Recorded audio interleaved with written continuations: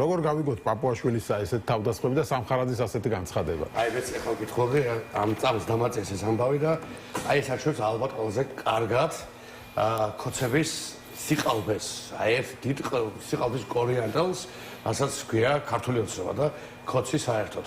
დღეს ჩვენ ნახეთ პარლამენტის სპიკერი, რომელიც თავს დაესხა ევროკომისარს და ევროკომისიას თან ტყუილად, ტყუილი თქვა, რაც თქვა და ამაზე რა თქმა უნდა ვისაუბრებ და მე ამაზე ბრიფინგს გავმართე დღეს, როდესაც საზოგადოების განმარტა, რომ რასაც პაპუაშვილი ამბობს არის უბრალოდ სისულელე და ტყუილი. მაგაზეც ვისაუბროთ, მაგრამ აი ახლა ამასობაში ვხედავთ რადიკალურად საპირისპიროს მისივე კოლეგისგან, აი შტოც კი არ განსხვავდება წარმოგიდგენთ მე რა ხო?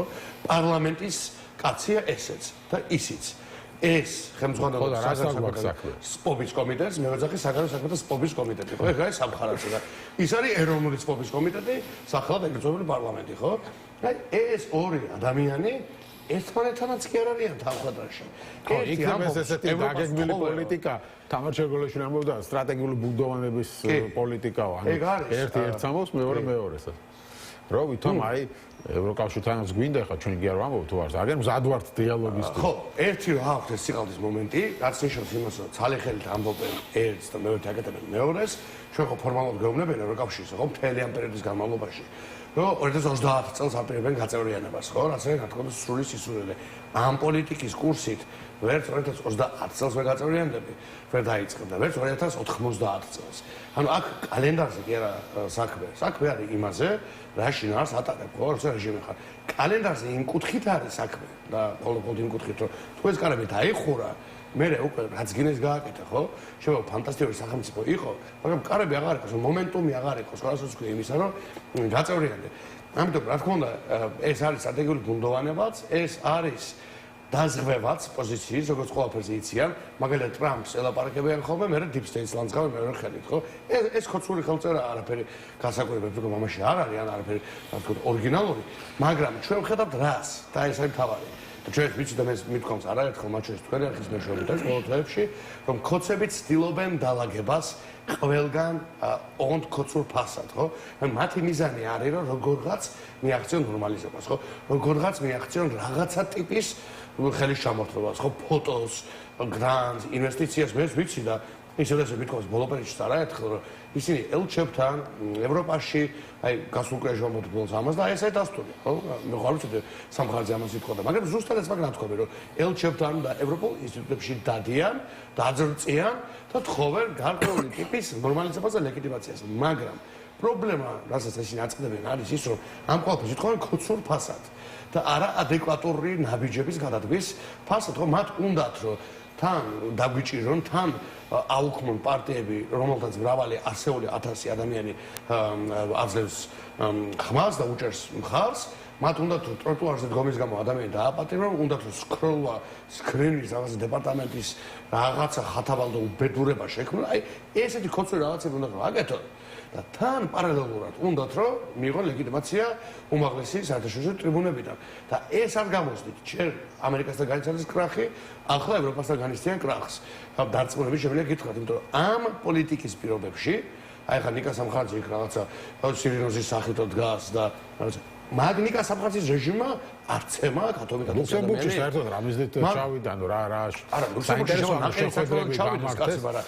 ნაკეთები გამართეს პარლამენტში ხა საგარეო საქმეთა სამინისტროში, ანუ ლუქსემბურგი ხვდება მათ და ელაპარაკება, ხო?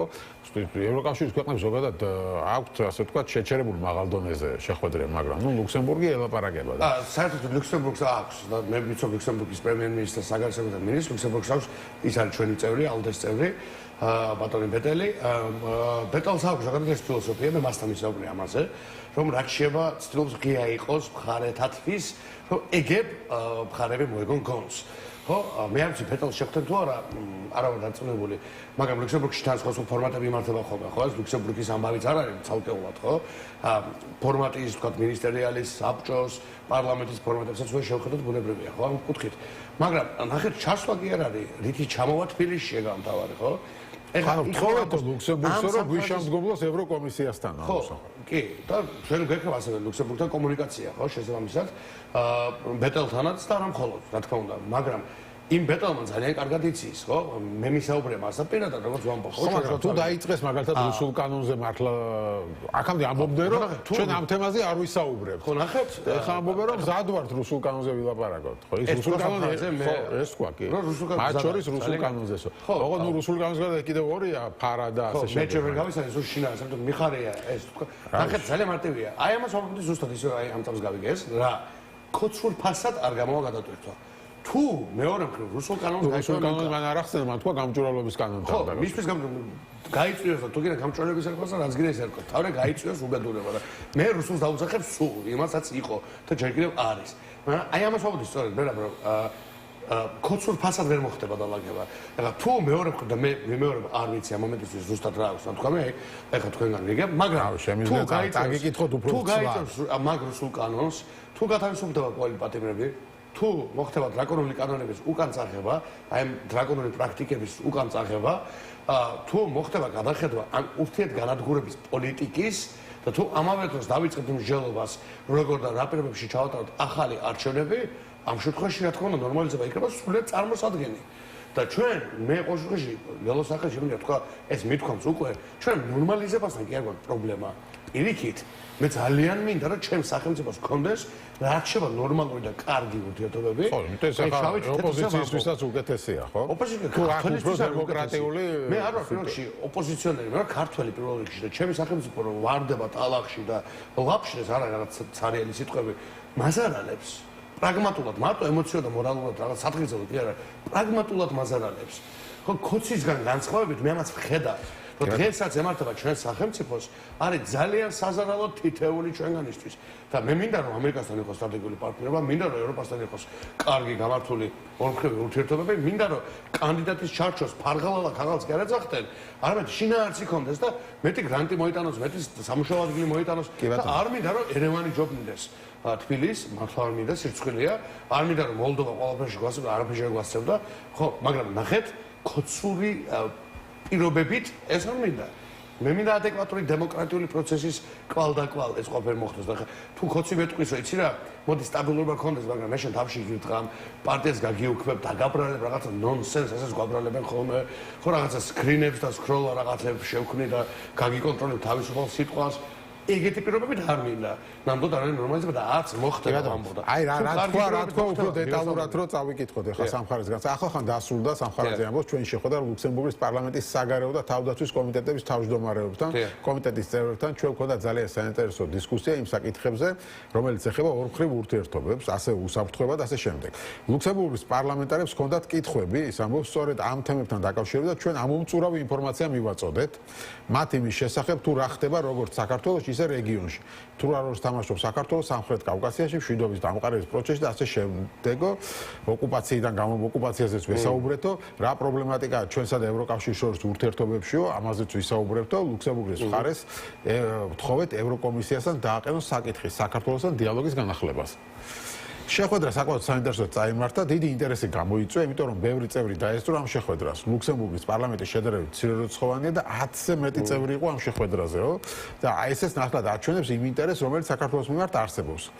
ის ამბობს, რომ ასევე ჰქონდა შეხვედრა საგარეო უწყებაში, მერე ცალკე, ხო? გამართულ შეხვედრაზე აღინიშნაო. დღეს ასევე შეხვედრა ჰქონდა საგარეო საქმეთა სამინისტროში ჩვენი ვიზიტის ფარგლებში და აქაც ვთხოვეთ ლუქსემბურგის მხარეს, რომ საქართველოსთან დიალოგი განახლდეს.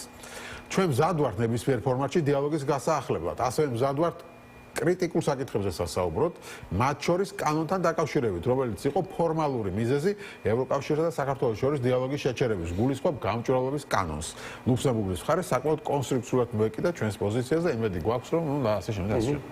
ეს არის ძირითადი აქცენტი შესწორებას პირველი ევროკავშირის და საქართველოს ურთიერთობები შეაჩერა ირაკლი კობახიძემ, მისმა პრემიერ-მინისტრმა, ევროპულ კავშირს არ შეუჩერებია არაფერი. თუმცა იმათაც ჰქონდათ ახლა პრეტენზია. კრიტიკა რა თქმა უნდა და იქამდეც ბევრი ჰქონდა და მას მერეც ბევრი ჰქონდა, მაგრამ ევროპულ კავშირსა და საქართველოს შორის ინტეგრაციული პროცესი შეაჩერა 2024 წლის 28 ნოემბერს ირაკლი კობახიძემ. ეხლა ესე ციტირებენ ხოლმე 2025 წლის ნოემბრის წერილს, 2025 წლის ნოემბრის დასაწყისსა და 2024 წლის 28 ნოემბერს შორის არის თითქმის ზუსტად 1 წელი, ხო? 350 დღეზე მეტი. აი ამ 350 დღეში არიან ქოცურად არეული, ხო? 350 დღით ადრე ვიდეო ის წერილი გამოიგზავნებოდა, რაც გამოიგზავნა. ამათმა შეაჩერეს, აი მისმა მეგობარმა ირაკლი კობახიძემ შეაჩერა საქართველოს სვლა ევროპული კავშირისკენ. ასე რომ მე მათ ვურჩევდი რომ გაიწვიონ უკან რუსული კანონი, მე მათ ვეთყოდი რომ უნდა გაათავისუფლონ პოლიტპატიმრები, რა თქმა უნდა მოხდეს დრაკონული კანონების გაწვევა საქართველოში უნდა აღდგეს აი დრაკონულ კანონებამდე არსებული სტატუს კო სამართლებრივად წარმოუდგენელია რომ ევროპული კავშირი რამეზე დაგელაპარაკოს აი ამ მათაც იდიოტური მაპატიეთ და დრაკონული რუსული კი არა შავრაზღული შემზარავი კანონების პირობებში ევროპული კავშირი რაზე უნდა დაგელაპარაკოს და მე არ მაქვს საუბარი მხოლოდ ეგრეთ წოდებული რუსულ კანონზე და არც მხოლოდ გრანტების კანონზე არაერთი სხვა დაახლოებით 13 კანონია მიღებული ამასობაში სამის მავნებლები მარტო დარჩნენ ასანთით ოთახში მიიღეს ძალიან ბევრი შემზარავი საშინელი კანონი ხო და აი ხა როგორც დარჩნენ და როგორც სამის გადაბუგეს ეს სახელმწიფო ესევე აიღო პასუხისგებლობა გაიტანო ეს კაცი მან ახლა ლაპარაკობს ლუქსემბურგში ეს კაცი პარლამენტარია ვიმეორებ და მან კანონებზე ხმა აქვს მიცემული მე არ მიმიცი არც ერთი მაგალითი დიალოგში რას გულისხმობ არ ვიცი ხა აპირებენ თუ რა უკან წავიდა არ იქნება ამის გარეშე ფორმალურად რაღაც დიალოგი დაიწყონ და ხო როგორც თავი მათი მიზანი რა თქმა უნდა ვერ გაიგებ ამერიკასთან ხო ნახეთ არც დიალოგი დაიწყეს რაღაც თითქმის ხელი ჩამოხდეს ხო რაღაცებს გვახსოვს თბილისში მე შევხვდი სახელმწიფო დეპარტამენტში ისინი შევხვდნენ აქეთ ოპოზიცია შევხვდა კიდევ და სად წავიდა მე უცებ გამოვიდნენ გადაუტრიალდა ბატონ ბიგზას გამოვიდნენ და ერთიანად გააცამთრეს ყველანაირი მიღწევა რაც თითქოს ჩანდა რა ქონდათ მათ მე კი არა ვინმესთან მათ ამერიკასთან ასე რომ მე ერთ და ორ ნიუს არ აღვიქვა მათგან სერიოზულად მით უმეტეს ამ დონეზე იმიტომ რომ პრემიერ-მინისტრი ეძახიან კაცს და ფაქტია რომ ჩავიდნენ და ითხოვეს დიალოგის განახილვა ანუ აღელვებთ ეს საკითხი ისე არ არის რომ ფეხებზე კიდეობილი არა აღელვებთ და მე გიდასტურებ რომ არაერთ სახელმწიფოსთან და არაერთ ელჩთან ზუსტად ეს არ გაკეთებული ბოლო თვეების განმავლობაში. მოდი ახლა დასტურია იმისა, რაც მე ვიცოდი, რაც ვამბობდი ჩვენ მაყურებლების გასაგებად, რომ ისინი დადიან და თხოვენ. ეხლა უკვე თქვენ კიდევაც. ასე რომ აფერ რეგიონებში არ არის, ჩვენ უნდა გავუზრდოთ ყოფილი შედეგებით. დაიხევს რეჟიმი უკან ბოლომდე.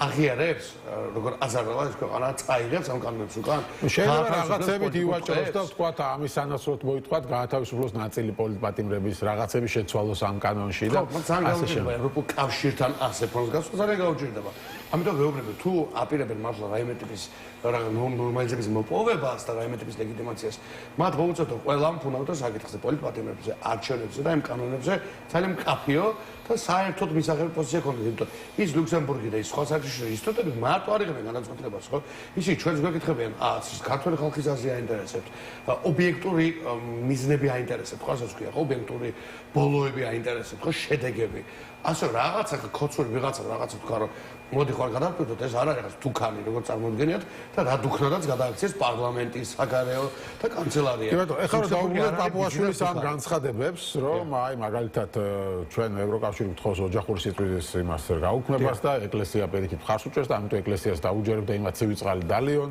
ასე და ოჯახური სიწმინე ანეკდოტია უკვე ხო ასევე მარტაკოსის განცხადებაზე შევახსენებთ ჩვენს მაყურებლებს რაზეა საუბარი უკვე მოლდოვას და უკრაინას გაუხსნეს მოლაპარაკებების პირველი კლასტერი ანუ შემდეგ ეტაპზე გადაიყვანეს და ითქვა რომ შეიძლება ასეთი იდეა განიხილებოდა ევროკავშირში რომ შეიძლება პირველ ეტაპზე არ ქონდეთ ვეტოს უფლება ახალ წევრ ქვეყნებს ნუ ამოდერ იქიდან რომ აქვს ორბანის სუდი გამოცდილება და ამაზე ამბობს რომ პაპუაშვილი ეს ნიშნავს რომ მეორე ხარისხოვანი წევრი უნდა მიგვიღონ იმიტომ რომ გაუწყობლებას ხობი მიიღებენ და ჩვენ არაფერს არ ვკითხავენო ამას შეიძლება იყოს რაღაც ლოგიკა იმიტომ რომ ევროკავშირის დიდია ამაზე იყო ხო რომ ყველა იყო თანასწორი ყველას ჰქონდა საშუალება რომ რაღაც გაწყვეტილება დაებლოკა კი ეს იყო ასე თავის დროზე მე მივიღეთ თანამედროვე ეპოქა რომელშიც შეიცვალა პოლიტიკური გეოგრაფია და ძალიან ბევრი რამ მათ შორის ევროპა რომელიც დაიწყო რამდენიმე დასავლურ ევროპული სახელმწიფოთი გახდა ძალიან ფართო პროექტი ხო ის დაიწყო ეკონომიკური პროექტი და გახდა პოლიტიკური პროექტი ხო დასაბამი იდეა იყო ეკონომიკა ხო რეალურად და ამ ეკონომიკით მიღწეული მშვიდობა გერმანიას და საფრანგეთს შორის. ხო, ეს იყო იდეა პირველად. გერმანიას და საფრანგეთს აღარზუსტ აღარ ეომათ ერთმანეთთან, როგორც ისინი აკეთებდნენ ეგზომ ხშირად ისტორიის განმავლობაში. აი ეს იყო ჩანაფიქრი, ხო? ცხადია თავიდან, მაგრამ ეს იყო ეკონომიკური პროექტი და ერთადერთი მცირე ჯგუფ სახელმწიფოებისა დასავლეთ ევროპაში. მერე ეს პროექტი გახდა ძალიან განსხვავებული 2004 წლის გაფართოებით ხო საერთოდ გაიზარდა და მოიცვა ფაქტობრივად მთელი ცენტრალურ აღმოსავლეთ ევროპა. და ეხლა როდესაც დგას უკვე საკითხი დასავლურ ბალკანური სახელმწიფოების ერთი მხრივ და აქეთ ესე იგი ეგრეთ წოდებული ასოცირებული ტრიოს მიღებასთან დაკავშირებით, რა თქმა უნდა, არსებობს ერთი გაკვეთილი, ერთი მხრივ, გაფართოების გაკვეთილი არ იყო, უფრო შენამდე შევიდა ჩეხეთი, შევიდა პოლონეთი, ბევრი კარგი რაღაც იყო, ბევრი რთული რაღაც იყო, ან გაკვეთილები არ იყო, ემპირიული გაკვეთილები არის, ეს ერთი მხრივ. მეორე მხრივ, რა თქმა უნდა, არის ორბანის, ფიცოს და მსგავსის გამოცდილება, ბაბიშის და ასე შემდეგ, ხო? არაერთგვაროვანი გამოცდილებიც არის. ჩვენ გვახსოვს ორბანი, როგორ ბლოკავდა ხოლმე ფიცოსთან ერთად ძალიან კრიტიკულ რაღაცებს, გვახსოვს უკრაინაზე პოზიციები და ასე შემდეგ, ხო? რაც ჯამში საერთო საგარეო და უსაფრთხოების პოლიტიკას აკნინებს, ხო? იმიტომ ევროპულ კავშირს თუ რამე ერთი აქვს, რაც აუცილებლად საერთო უნდა იყოს და დაცული, ეს არის საერთო საგარეო და უსაფრთხოების პოლიტიკა. ამიტომ ეს აღარ დაუშვან, ეხლა აქვს ინიციატივა. ოს აქვე ვთქვათ, ჩვენი მაყურებელს ეს ინიციატივა მეტი არაფერი. ეს არ იქნება ასე არა. გავიდა ეს ხო იქნება რაღაცა. ხო, ნახეთ თუ გავიდა პრობლემა იქნება, გამოდის რომ შეზღარო შეიღებენ გადაწყვეტილებას და არა, შენ ხარ შეასრულოს ხვის მიღებულ გადაწყვეტილებას. არა, ნახეთ ზოგადად ევროპულ კავშირს აქვს ყოველთვის ეგ ელემენტი, ხო? ეგ ელემენტი აქვს. შენ თუ გინდა ამ კავშირის წევრობა, ყოველთვის აპრიორი ხალხს აწერ იმას, რომ საერთო წესებს იცავ. ხო, მაგრამ წესების მიღებაში შენ იღებ მონაწილეობას. ხო, არა, იღებ რა თქმა უნდა და ჩვენ მივიღებთ თუ ჩვენ ევროკავშირში შევალთ, გვეყოლება ევროპარლამენტის წევრები, ხო? აქედან დავიწყოთ შესვლა ვარიშავს, ევროპარლამენტში ვიჯდებით, ხო, ქართველები, ხო? ჩვენი რაღაცა ფრაქცია, ხო, ჩვენი ჯგუფი, ხო? იმედია ძალიან ბევრი, ხო? ინტერეს ჯგუფებში ყველგან ვიჯდებით ქართველები. ევროკომისიაში შეიძლება ვიყოთ და უნდა ვიყოთ ქართველები, რატომ უნდა იყოს? მე მინდა რომ ძალიან მალე იყოს პირველი ქართველი ევროკომისარი, ძალიან გამახარებდა, ხო? რაღაც კრიტიკული მიმართულებით ძალიან დიდი ეროვნული სიამაყის საფუძველი იქნებოდა, რომ საქართველოს დაუბრუნდა თავის ძირითად წიაღს. და ამის გამოხატულებაა პირველი ქართველი ევროკომისარი და ასე შემდეგ, ხო? მე რა ვიცი, შეიძლება საერთოდ საგარეო საქმეთა მინისტრი გახდა ევროკავშირის ქართველი ერთ დღეს. როგორც გახდა კაია კალასი, ხო? მომცრო სახელმწიფოდან, რომელიც რა ვიცი, ბოლოს შევიდა, ხო? ასე თუ ისე, ხო? ევროპულ კავშირში, მაგრამ გახდა ეს ქალი საგარეო საქმეთა მინისტრი, შეიძლება საერთოდ ევროკომისიის პრეზიდენტი გახდეს ქართველი. ეგ ამბიცია უნდა გქონდეს ჩვენ, რატომაც არა, ვერ გავიგე. ვიზა ნაკლები ვარ, ხო, მაგრამ თუ ვეტოს უფლება არ გექნება, მაგრამ ხმის უფლება თუ იქნება. აქ საუბარია რაზე? შენ შენივე წევრობით, შენივე პრაქტიკით უნდა აჩვენო, რომ შენ იმსახურებ წევრობას, ხო? სანამ სრულყოფილი უფლებები მოგენიჭება. ეს არის უბრალოდ გარდამავალი ფაზის დაზღვევის მექანიზმი, მეტი არაფერი. კი ბატონო. საბოლოო ჯამში წევრი, რომელიც მოიქცევა სწორად და ეს თქვა მარტაკოსმა, ჩემი არ გეგონოთ, ესეც მან თქვა, ვინც იცავს საერთო წესებს, იმას რანაირ პრობლემა არ ექნება, არც ამ წესის, არც იმ წესის. საქმე სხვანაირია, შალვა პაპუაშვილის დღევანდელი განაცხადი იყო მომართული რაზე, რომ რეალურად მათ არ უნდათ ევროკავშირში არც ისე შესვლა, არც ასე შესვლა. და აი ამაზე არის ეს აწუხებს პაპუაშვილს, იმიტომ რომ რუსული დაკვეთა არის, რომ არ მიუახლოვდნენ ევროპულ კავშირს და როგორც კი რაღაც კარგი ითქვათ, ეს ჩვენთვის კარგია. აი ესაც მარტაკოსმა თქვა, თუ წესად იქცა, ჩვენ გვაწყობს. ესე უფრო მალე მიგვიღებენ და უფრო მყარად, ვიდრე ისე, როგორც ახლა წესები. იმიტომ ისე არის ძალიან დიდი სკეპტიციზმი და შიშები. ხო, დიდ სახელმწიფოებს აქვს შიშები. მივიღოთ ესენი ეხლავე თუ ცოტა ხანი კიდევ უყუროთ, ხო? და აი ამ წესით უფრო მარტივდება ჩვენნაირი შემთხვევებისთვის იქ შესვლა.